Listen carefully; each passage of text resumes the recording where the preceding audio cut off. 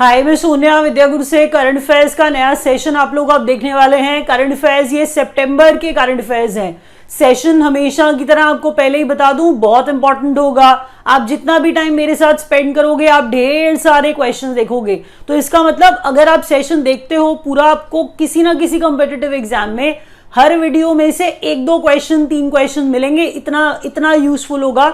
हम लोग बहुत सारी चीजें इंक्लूड करते हैं बट सारी इंपॉर्टेंट होती हैं। ऐसा नहीं है कि कुछ भी डाल दिया है, क्वेश्चंस बहुत सेलेक्ट करके डाले हैं। साथ के साथ याद करने की कोशिश करिए। जब कोई कंपेटिटिव एग्जाम देते हैं मुझे फीडबैक दिया करिए कि कितने कराए हुए क्वेश्चंस आए। इसके लिए आपको नोट्स बनाने होंगे, तभी आपको ये याद रहेगा ना कि मैंने प्रीवियसली क्या क्या पढ़ाया था जो आपके एग्जाम में आया। तो आप ध्यान से वीडियो देखिए। अगर वीडियो अच्छा लगता है लाइक कर दीजिएगा, जरूर शेयर करिए अपने फ्रेंड्स के साथ। चैनल को विद्या गुरु के अगर अभी तक सब्सक्राइब नहीं किया है तो सब्सक्राइब जरूर कर लेना, क्योंकि नोटिफिकेशंस उन वीडियोस के आएंगे आपके पास जो इतने एग्जाम रेलेवेंट होंगे, इतने इंपॉर्टेंट होंगे कि आप जब एग्जाम देने जाओगे तब आपको खुद पता चल जाएगा कि हमने सिलेक्टेड क्वेश्चंस कराए थे, सब नहीं पढ़ा दिया था। इतने सिलेक्टेड क्वेश्चंस कराए थे कि आपके एग्जाम में जो आएंगे वही। अब मैं स्टार्ट कर दूंगी और एक बार आपको ये भी बता दूं, ये सेशन हिंदी मीडियम में है, आपको ये पता है। कंप्लीट इंग्लिश मीडियम सेशन भी हम बनाते हैं। That complete English medium session is short primarily for our students from South India, for our students from North East India, those who are unable to understand Hindi well. English का session देखना चाहते हैं तो वो आप देख सकते हैं। अब मैं सेशन स्टार्ट करती हूँ। करंट अफेयर्स का सेशन है, आपको मैं बता चुकी हूँ। तो पहले क्वेश्चन से, पहली स्लाइड से स्टार्ट करेंगे। चलिए अब जरा देखिए, बोर्ड पर आपको एक चीज दिख रही है और ये क्वेश्चन पढ़ के पता लगाइए कि आप खुद भी अगर तैयारी करते हो, आपको ये पता है ऐसा क्वेश्चन आ जाता है। कोई आपसे ये पूछ ले कि ओरांग नेशनल पार्क कहां पर है, आपको लगेगा क्वेश्चन तो ये ज्योग्राफी का है, लेकिन ये क्वेश्चन अभी इसलिए पूछा जा रहा होगा, इसका नाम बदला गया है, तो हिसाब से ये क्वेश्चन तो करंट अफेयर्स का हुआ। अब मैं आपको जो बता रही हूं वो ये है कि Rajiv Gandhi national park rename किया गया है इसको। अब राजीव गांधी ओरांग नेशनल पार्क आप बोलिए या राजीव गांधी नेशनल पार्क बोलिए, आप ये इसका नाम प्रीवियसली था। अब इसके नाम में से राजीव गांधी हटा दिया गया है, अब इसका नाम है सिर्फ ओरांग नेशनल पार्क। आप देख लीजिए, पिक्चर से एसोसिएट करिए। ओरांग नेशनल पार्क असम में है, ये चीज इंपॉर्टेंट है इसके अंदर। अब अगले क्वेश्चन की तरफ बढ़ते हैं। अगला क्वेश्चन देखिए।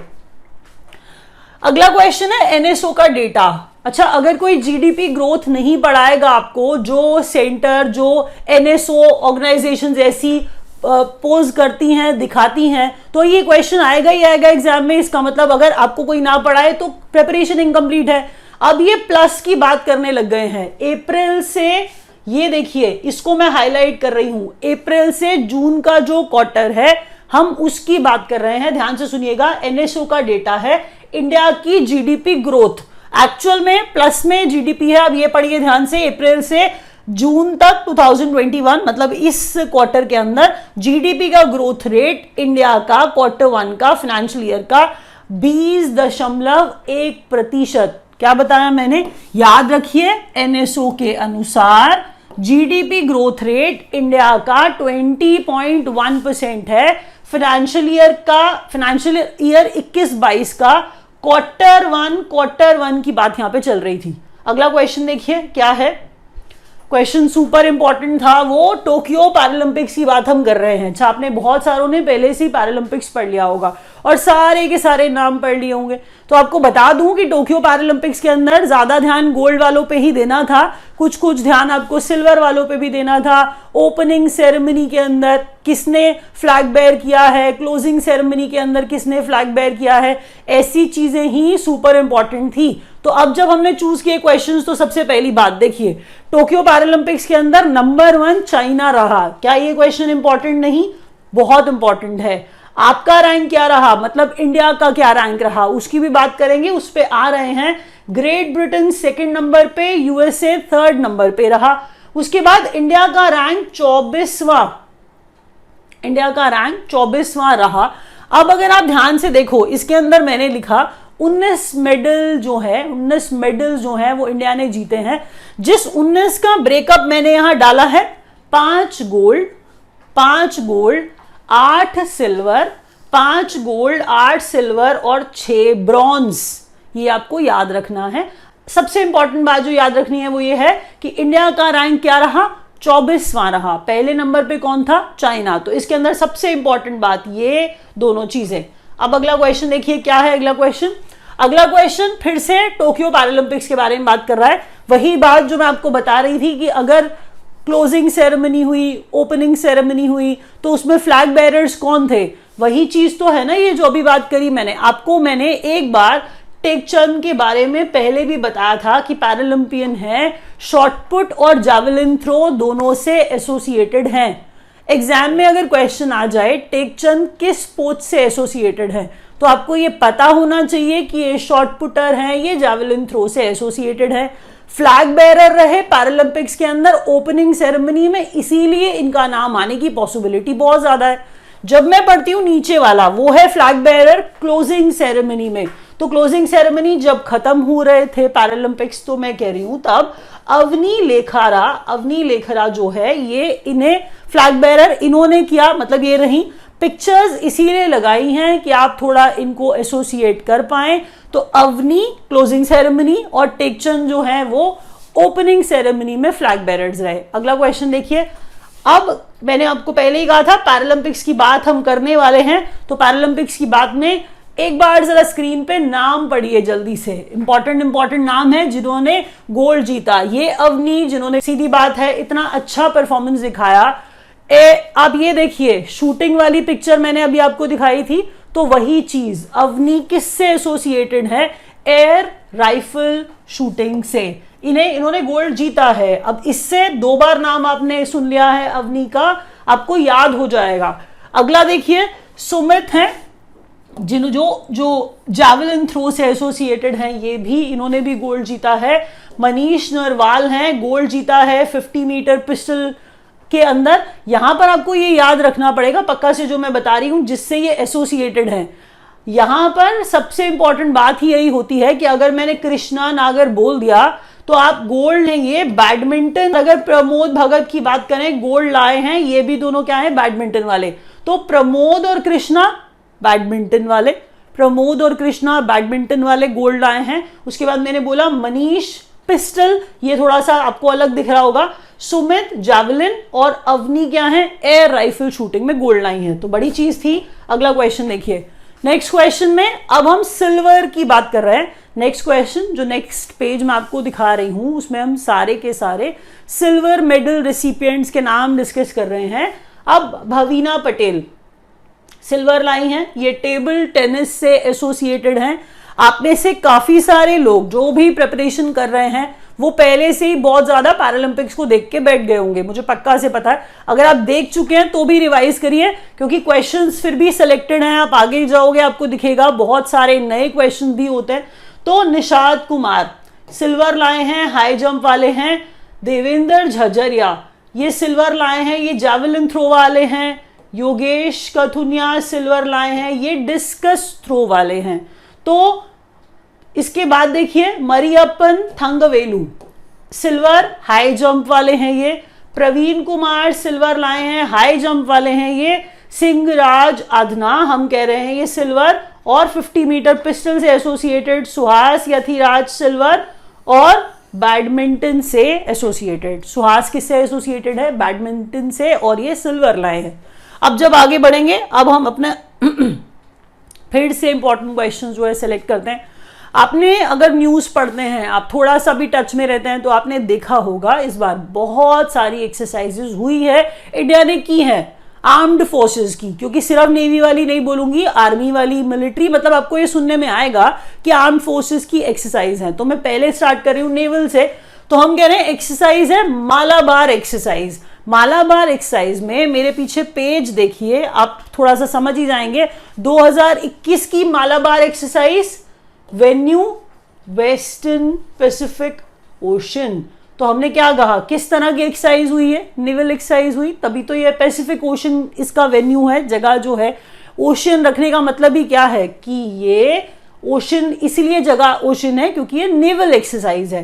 तभी तो ये देखिए ना, जो शिप पार्टिसिपेट कर रहे हैं वो कड़मत और शिवालिक है। शिवालिक एक शिप इंडिया की तरफ से पार्टिसिपेट करता हुआ, और दूसरा कड़मत है। हम कह रहे हैं यूएसए, इंडिया, ऑस्ट्रेलिया और जापान मालाबार एक्सरसाइज इंपॉर्टेंट इसीलिए ही होती है क्योंकि इसके अंदर मल्टी नेशन पार्टिसिपेशन होता है, ज्यादा नेशंस जो है, ज्यादा देश जो है वो पार्टिसिपेट करते हैं। जब भी मालाबार होगा तो आप याद रखिएगा, इसको याद करना ही करना है हर हाल में। नेक्स्ट क्वेश्चन देखिए। अच्छा, अब सिम्बिक्स है, तोड़ लेंगे, फटाफट से समझ जाएंगे कि सिंगापुर है, इंडिया है, एस क्या है, सिंगापुर है, इंडिया है, उसके बाद ये एम मैरीटाइम है। देख लीजिए पिक्चर भी ऐसा ही लगाया है, तो ये मैरीटाइम है, ये बायलैटरल है, ये एक्सरसाइज है। तो हम कह रहे हैं सिम्बिक्स क्या है, सिंगापुर है, देख लीजिए नीचे भी लिखा हुआ है venue, Singapore, India, maritime, bilateral exercise. Bilateral का मतलब ही क्या था, दो नेशंस थे, एस और आई, सिंगापुर और इंडिया था। अब जब हम बात कर रहे हैं कि साउथ चाइना सी जो है इसका वेन्यू था, अब कोई एक्सरसाइज हो रही है, क्या इंपॉर्टेंट हो सकता है, अगर कोई नाम रखा गया है तो नाम इंपॉर्टेंट है, दो नेशंस के बीच में हो रही है या जिन नेशंस के बीच में हो रही है वो इंपॉर्टेंट है, किस तरह की एक्सरसाइज है वो भी जानना आपके लिए जरूरी है। तो नेशंस, वेन्यू सबसे इंपॉर्टेंट होते हैं, इसके अलावा आप सब स्किप कर सकते हो। तो मैंने क्या बताया आपको, इंडिया और सिंगापुर के बीच में साउथ चाइना सी में, और जो शिप्स थे इंडिया की तरफ से आप देख लीजिए, एक जो हम मार्क कर रहे हैं वो है आईएनएस रणविजय, उसके बाद आईएनएस किल्टन, उसके बाद आईएनएस कोरा। तो याद रखिए इन तीनों शिप्स का नाम भी। अब मैंने क्या कहा, सबसे इंपॉर्टेंट क्या है यहाँ पे, वेन्यू, और अगर कोई एक्सरसाइज का नाम है तो ठीक है, शिप जो पार्टिसिपेट कर रहा है उसका नाम भी आप याद रख लें तो और अच्छा हो जाएगा।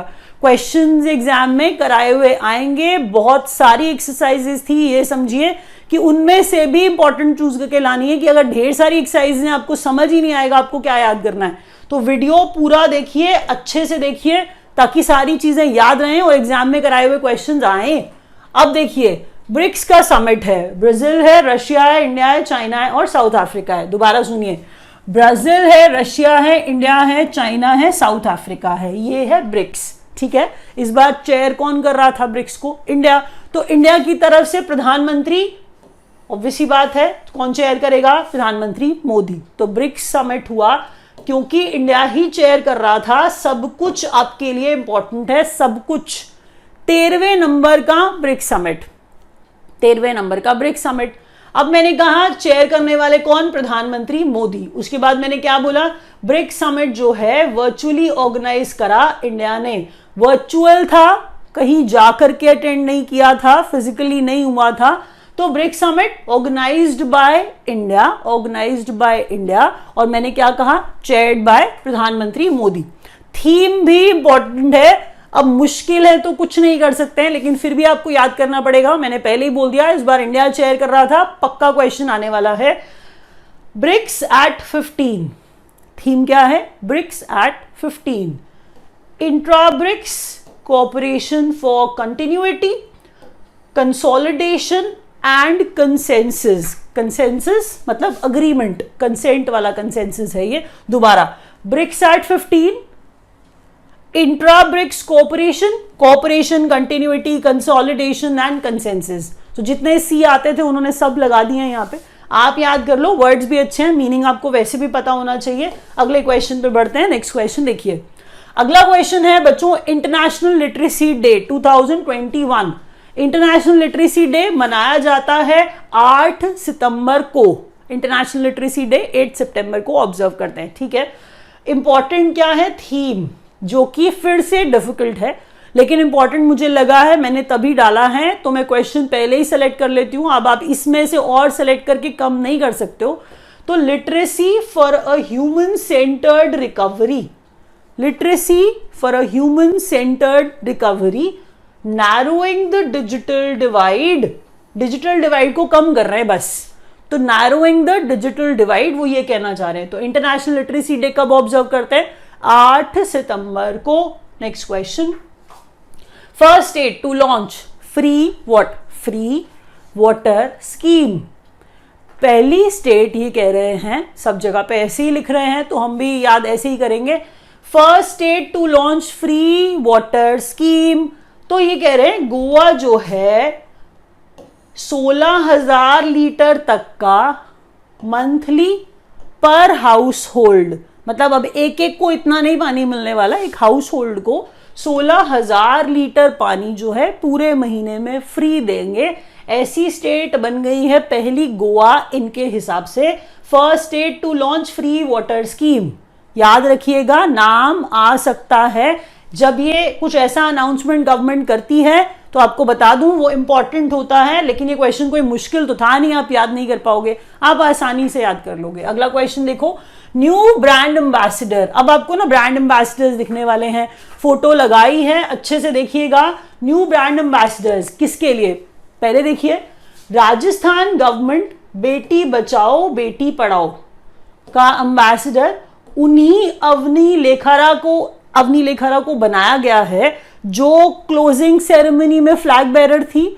अभी आपने एयर राइफल शूटिंग पढ़ा जिसमें ये गोल्ड लाई थी, तो आप ये देखिए ना, इनके हाथ में ये गोल्ड देखिए, इनका फेस देखिए, उससे अपने दिमाग में बिठा लीजिए कि क्लोजिंग सेरेमनी में फ्लैग बेरर भी अवनी थी, उसके बाद गोल्ड जो पैरालंपिक्स में लेके आई वो भी अवनी थी, एयर राइफल शूटिंग से एसोसिएटेड है ये अवनी। और मैंने आपको क्या बताया, अब इंपॉर्टेंट बात, कि राजस्थान गवर्नमेंट ने इनको अपना बेटी बचाओ बेटी पढ़ाओ का एम्बेसडर बना लिया है। याद हो जाएगा, क्योंकि इतनी बार आपने आज अवनी सुन ली है। तो brand ambassador of Delhi government. अब दिल्ली गवर्नमेंट भी पीछे थोड़ा रहने वाली थी, उन्होंने कहा हम भी कोई ब्रांड एम्बेसडर बनाएंगे किसी ना किसी चीज का, तो उन्होंने सोनू सूद को देश के मेंटोर प्रोग्राम का एम्बेसडर बना दिया है। याद रखिए, सोनू सूद को आपने इनका नाम सुना है, बहुत सारा चैरिटी और डोनेशन करते हुए आप इनको देखते हैं। तो देश के mentor brand ambassador of Delhi government Sonu Sood. अगला क्वेश्चन देखिए, चलिए अब अगला क्वेश्चन देखिए, न्यू ब्रांड एम्बेसडर्स। मैंने पहले ही कहा था ब्रांड एम्बेसडर्स हम कुछ देखेंगे ना आज, तो ब्रांड एम्बेसडर अब पढ़िए, असम है लवलीना बोरगोहेन। ये नाम मैं आपको पहले भी पढ़ा चुकी हूं, आपने ओलंपिक्स में भी इनका नाम सुना था मेरे वीडियो में, प्रीवियस वीडियोस में। तो न्यू ब्रांड एम्बेसडर्स किसके, असम समग्र शिक्षा। फिर देखिए अभियान ब्रांड एम्बेसडर, अभियान मतलब ये कौन सा अभियान, असम समग्र शिक्षा अभियान स्कीम। ब्रांड एम्बेसडर इसका लवलीन बोरगोहेन को, ये देख लीजिए मेरे पीछे, आप देख के शायद अच्छे से याद कर पाए इसीलिए डाला है इन्हें। अब अगर अगला क्वेश्चन देखिए, अब इनको देखते ही आप पहले खुश हो जाएंगे, आपने इंडियन आइडल देखा होगा, इंडियन आइडल के विनर हैं ये, तो इसलिए आपको नाम पक्का ही पता होगा। तो अब इंडियन आइडल 12वें नंबर के विनर थे ये पवनदीप राजन, ठीक है। तो ये जो पवनदीप राजन है, इन्हें उत्तराखंड आर्ट टूरिज्म और कल्चर का एम्बेसडर बनाया गया है। Uttarakhand art tourism and culture का एम्बेसडर बनाया गया है, किनको, पवनदीप राजन को। ध्यान से देखिए और याद करिए, नोट्स नहीं बनाएंगे कोई फायदा नहीं होगा, सिर्फ आप पिक्चर खींचते रहते हो उससे भी कुछ नहीं होगा। बिलीव मी, थोड़ा सा नोट्स बनाइए, हाथ से लिखिए, पक्का क्वेश्चन याद हो जाएंगे। नेक्स्ट क्वेश्चन देखिए, state animal and bird of Ladakh declared.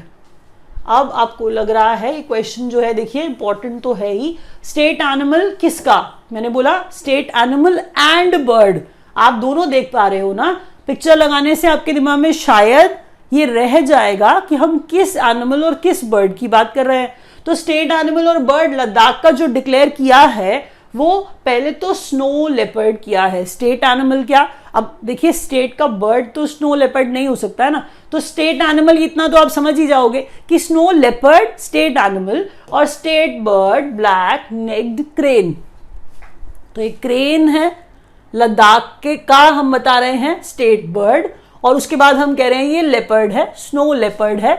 पढ़िए पिक्चर में लिखा हुआ है क्लियरली कि स्नो लेपर्ड को स्टेट एनिमल डिक्लेयर कर दिया गया है। थोड़ी देर के लिए पिक्चर देखिए और दिमाग में बिठा लीजिए, मैं खुश होंगी अगर आप पक्का से सारे क्वेश्चंस वीडियो खत्म होने तक याद कर लेते हो। बस यही सोल मोटिव है, जो पढ़ाया जा रहा है उसे याद करिए। अगला question, India Germany maritime exercise.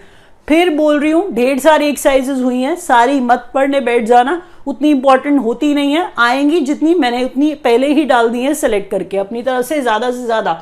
India Germany maritime exercise, फिर से सी आ गया, मैरीटाइम का मतलब ही नेवल है, सी है, हम समुद्र की बात कर रहे हैं। तो वेन्यू है, फिर मैंने कहा, आपको कहा था मैंने, वेन्यू हमेशा ही इंपॉर्टेंट है, किसी भी एक्सरसाइज का होता है। तो venue of India Germany maritime exercise, वही बात रिपीट करके लिखा है मैंने, गल्फ ऑफ एडन।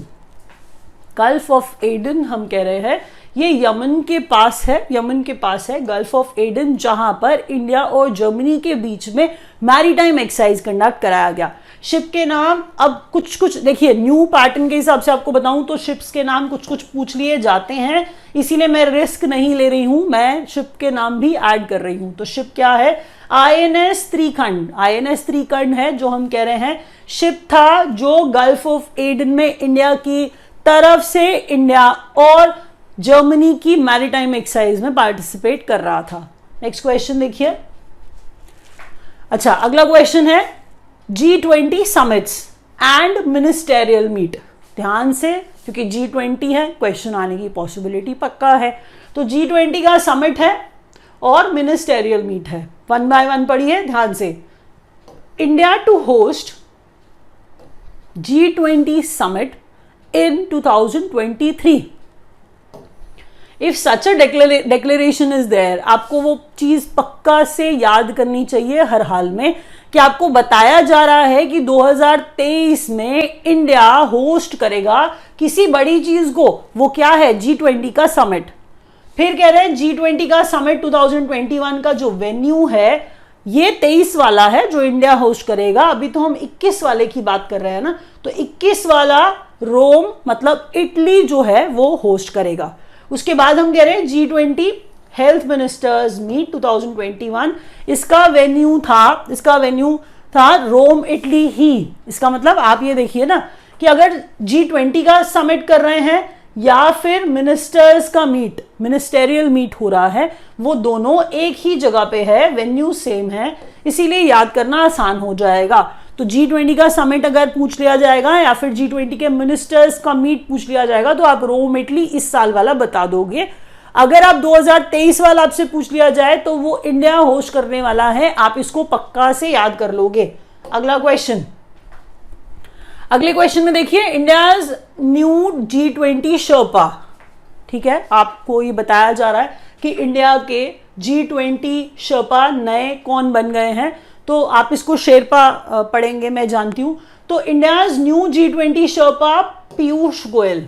पिक्चर लगाई है मैंने, आपने बहुत बार इनको पहले से ही देखा है, आप पिक्चर देख के ही याद कर लोगे कि पीयूष गोयल को इंडिया का नया G20 का शर्पा बनाया गया है। पीयूष गोयल कौन है? ये यूनियन मिनिस्टर हैं, आपकी इंफॉर्मेशन के लिए, आपने देखा है, आप जानते हो इनका थोड़ा बैकग्राउंड भी, लेकिन अभी क्या हैंडल कर रहे हैं वो बहुत इंपॉर्टेंट होता है हमेशा।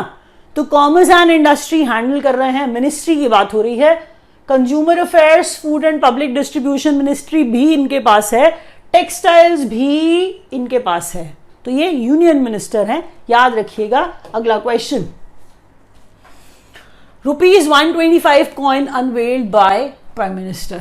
तो प्रधानमंत्री ने अभी ईस्कॉन में, ये न्यूज में था, काफी न्यूज में था कि ईस्कॉन वो टेम्पल की बात हम कर रहे हैं। तो ईस्कॉन में अगर आप पढ़ो ईस्कॉन का मतलब, तो इंटरनेशनल सोसाइटी ऑफ कृष्णा, अब ये कॉन्शियसनेस है, हम कह रहे हैं international society of Krishna consciousness, ये ईस्कॉन का फुल फॉर्म होता है।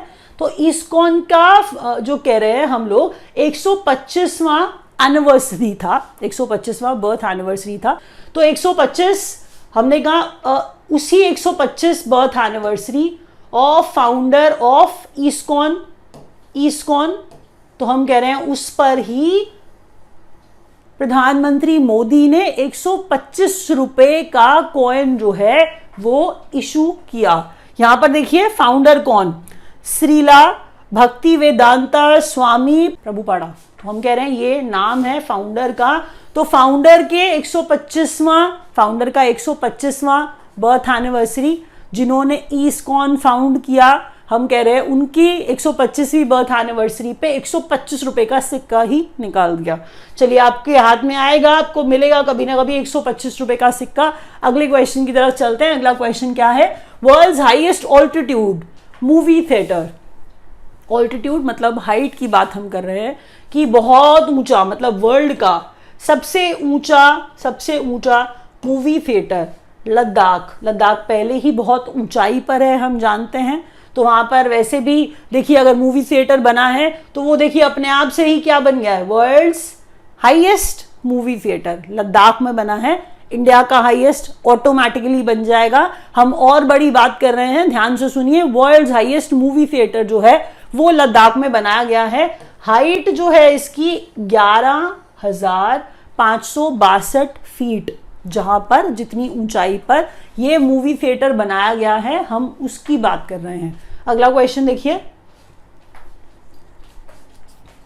इंडिया और कजाकिस्तान जॉइंट ट्रेनिंग एक्सरसाइज, फिर से कोई एक्सरसाइज आ गई है, इंपॉर्टेंट है इसीलिए डाली है। इंडिया और कजाकिस्तान की जॉइंट ट्रेनिंग एक्सरसाइज काजिंद, तो काजिंद 21, काजिंद भी देखिए ना, कजाकिस्तान और इंडिया ही तो है, अगर आप उसको तोड़ोगे तो एक कजाकिस्तान और एक इंडिया ही तो बन रहा है। तो काजिंद नाम आसान है, आप मुश्किल मत समझना। आप सोच रहे हो कि सब में आए आगे आना चाहिए, तो यहाँ पे आए इन्होंने पीछे कर दिया है, मतलब इंडिया थोड़ा पीछे कर दिया है। काजिंद, कजाकिस्तान और इंडिया 21 वेन्यू इसका। Training node, that's the name of the place. Aisha Bibi ये जगह है कजाकिस्तान में जहां पर ये एक्सरसाइज, ये जॉइंट ट्रेनिंग एक्सरसाइज हुई। अगला सवाल, नेक्स्ट क्वेश्चन देखिए। अब ये इसको आपको झापड़ नहीं पढ़ना है, इसको जपार्ड पढ़ लीजिए चाहे। मिलिट्री एक्सरसाइज है जपार्ड 2021। अब जब बात कर रहे हैं, ये भी याद हो जाएगा आपको आसानी से, 2-4 बार बोल लीजिए मेरे साथ नाम को और हंसना नहीं है आपको। Indian army took part in multinational military exercise. Indian army took part in multinational military exercise. अच्छा, मल्टीनेशनल है तो अब आपने ये कहना है पक्का कि आपने नेशन का नाम नहीं बताया। पहले आप नेशंस का नाम देखो, आप नंबर देखो, 17 है 17। आप 17 देशों के नाम याद नहीं रख सकते हो और वो लॉजिकल नहीं है, ऐसा क्वेश्चन नहीं आना चाहिए एग्जाम में। टोटल नंबर ऑफ नेशंस मैंने आपको बता दिए हैं, ऐसा नहीं हो सकता कि वो आपसे 17 देशों के नाम पूछेगा, मुझे ऐसा नहीं लगता है। तो मैंने लिख दिया है बच्चों, number of Nations 17, military exercise apart 2021। अब हम कह रहे हैं मल्टीनेशनल है, नाम आपको याद रखना है। जगह का नाम निजनी या निजनाय, रशिया में एक जगह है, ये याद रखिए। कितने नेशंस हैं? 17 है। पढ़ इसलिए रहे हैं क्योंकि इंडियन आर्मी भी इसमें पार्टिसिपेट कर रही थी। चलिए अगला क्वेश्चन देखिए। New pension scheme rules change. अच्छा, अब जब आप पिक्चर भी देख रहे हैं तो नेशनल पेंशन स्कीम की बात अब हम करने वाले हैं। नेशनल पेंशन स्कीम के अंदर, जिसको एनपीएस कहा है हमने, मैक्सिमम एज ज्वाइन करने के लिए नेशनल पेंशन स्कीम 65 से बढ़ाकर 70 कर दी गई है। अब बहुत सारे लोग होते हैं ना 65 पे, जिनको लग रहा होता है कि अब हम लोग अप्लाई नहीं कर सकते ऐसी चीज के लिए, तो 65 से बढ़ाकर के 70 कर दी गई है। ये हम बात कर रहे हैं ज्वाइन करने के लिए, इस नेशनल पेंशन स्कीम को एंट्री करने के लिए। अगर आप रिवाइज एंट्री देखोगे तो आप कब से कब तक अप्लाई कर सकते हो, मतलब इस दौरान, इस एज के दौरान आप इस नेशनल पेंशन स्कीम को ज्वाइन कर सकते हो। एनपीएस अकाउंट जो है, मतलब नेशनल पेंशन स्कीम का account can be continued up to 75 years. तो ये आपको पता ही चल गया होगा कि इस एज तक, 75 की एज तक आप क्या कर सकते हो, इसे कंटिन्यू कर सकते हो। अगला क्वेश्चन देखिए। अच्छा, नेक्स्ट क्वेश्चन एक बार जरा बोर्ड पे पहले पिक्चर देखा करिए, थोड़ा सा आदत डालिए, शायद याद रह जाएगा। सरप्राइज अटैकर, आपको बहुत सारी बातें दिखेंगी इस पिक्चर के अंदर। कह रहा है कि बेंगलुरु में जॉइंट वेंचर है अल्फा डिजाइन का। पिक्चर देखिए, स्काई स्ट्राइकर है जिसकी बात हम एक्चुअल में करने वाले हैं। तो army to buy sky striker, वही स्काई स्ट्राइकर जो यहाँ पर उसके थोड़े गुण और थोड़ी विशेषताएं बताई हैं कि ये साइलेंटली अटैक कर सकता है, ये आपको बताया जा रहा है यहाँ पर। Army to buy sky striker drones. अब भी कोई पूछेगा ना स्काई स्ट्राइकर है क्या, तो ये ड्रोन्स हैं। अब हम कह रहे हैं ड्रोन्स हैं, अटैक कर सकते हैं silently. Drones are made by Elbit system from Israel. आपसे कंपनी का नाम पूछा जा सकता है, मतलब ऑर्गेनाइजेशन का जो बना रही है वो कहाँ से है, ये पूछा जा सकता है। To be made, to be manufactured in India under. अब ये जॉइंट वेंचर है ना, joint venture with Alpha Design. अब जो बातें कुछ पढ़ना चाहते हो, अगर पिक्चर पे लिखा हुआ है पढ़ लो, but that's not very significant. यहां पर जो मैंने लिखा है वही सिग्निफिकेंट है। फिर बोल रही हूं ड्रोन है ये स्काई स्ट्राइकर, और मैंने क्या कहा, एल्बिट सिस्टम जो है इजराइल का वो इसे बनाएगा, मतलब it is behind the manufacturing of sky striker. लेकिन इंडिया में जो मैन्युफैक्चरिंग है वो अल्फा डिजाइन के साथ मिल करके बेंगलुरु में होगी। चलिए अगला क्वेश्चन देखिए। मेरा वतन मेरा चमन सिंपोजियम, हम क्या कह रहे हैं, मेरा वतन मेरा चमन सिंपोजियम। अब आप ये देख रहे हो कुछ ऑडिटोरियम सा यहाँ पर, तो मेरा वतन मेरा चमन मुशायरा ऑर्गेनाइज किया मिनिस्ट्री ऑफ माइनॉरिटी अफेयर्स ने। मुशायरा उन्होंने जो है ऑर्गेनाइज कराया है, मिनिस्ट्री ऑफ माइनॉरिटी अफेयर्स ने कराया है, ये इसीलिए ही इंपॉर्टेंट है। और जो मिनिस्टर हैं माइनॉरिटी अफेयर्स में, माइनॉरिटी वाले minister Mukhtar Abbas Naqvi, Mukhtar Abbas Naqvi minority affairs ministry के मिनिस्टर। तो मैंने क्या कहा, मुशायरा ऑर्गेनाइज कराया था मेरा वतन मेरा चमन सिंपोजियम में। अगला क्वेश्चन देखिए। एक्साइड लाइफ इंश्योरेंस एक्विजिशन, यहां पर बहुत बड़ा एक्विजिशन हुआ है, इसीलिए आपको ऐसा क्वेश्चन पढ़ाया जा रहा है कि एचडीएफसी और एक्साइड लाइफ इंश्योरेंस को एचडीएफसी लाइफ ने अक्वायर कर लिया है। It's India's biggest insurance deal, इसीलिए ही आपको ये पढ़ाई जा रही है। याद रखिएगा, एचडीएफसी लाइफ ने एक्साइड को मतलब एक्साइड क्या, इंश्योरेंस एक्साइड, तो एक्साइड लाइफ इंश्योरेंस को अक्वायर कर लिया है। ये क्वेश्चन इसलिए इंपॉर्टेंट है क्योंकि ये इंडिया की बिगेस्ट इंश्योरेंस डील है। यहां पर हम रैप अप कर रहे हैं, आपको सब समझ में आया तो लाइक दबा दीजिएगा। लैंग्वेज कंसर्न था तो इंग्लिश वाले सेशन पे स्विच कर जाइएगा। Thanks for watching.